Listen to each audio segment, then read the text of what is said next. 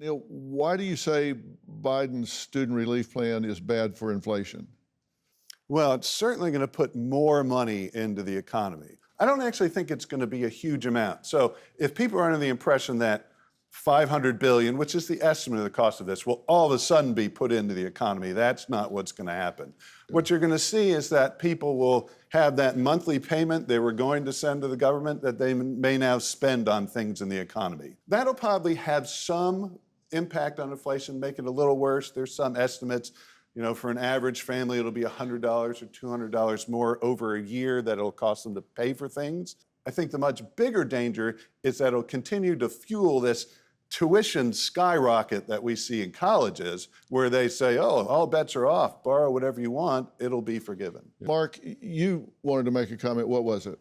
Well, I wanted to say that if anybody's going to be paying higher taxes, it is the college graduates who receive the loan forgiveness, because someone who has a bachelor's degree pays more than twice the federal income tax of someone with just a high school diploma. So they're getting the benefit, but they're going to pay for it.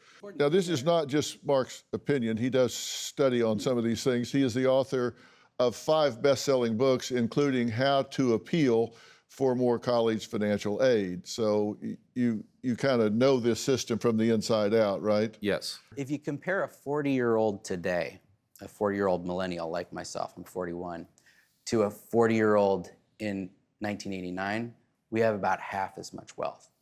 And a lot of that is because, not just because student debt drags down our wealth, but it makes it harder for folks to build wealth, especially folks from Black households who have had, because of historical discrimination, a much harder time building wealth, owning homes. Canceling student debt is going to make that possible for a lot of people that it wasn't previously possible for. Housing policy had a lot more to do with that than student debt. It's important to understand that actually it's the people with the smallest amount of debt actually who have tend to have the most trouble paying for it, because those tend to be people who went to college and didn't finish. 10 to 20,000 may make some difference, but just as it's not going to massively fuel inflation, it's also not going to massively fuel home ownership or something, because those numbers just aren't that big. Yeah. We don't really have a student loan problem so much as a college completion problem. Students who drop out of college are 4 times more likely to default on their student loans than students who graduate. And among bachelor degree programs, it's 95 times more likely. So we need to find a way to enable these students to graduate, because they have the debt, but not the degree that can help them repay the debt. Yeah, and at that point, they're like, screw it. I didn't get the degree, and you ain't going to get the money. There should be some responsibility on universities going forward. Because universities, for example, are nonprofit, that they are good actors. I mean, Yale is a nonprofit. It's also basically a hedge fund with a university attached to it. Exactly. So I don't like this concept that universities are not, bad actors in all of this. I think they have enormous responsibility here. And frankly, the deal they kind of cut with all of us in society was, we're going to produce more educated people and the GDP is going to go up.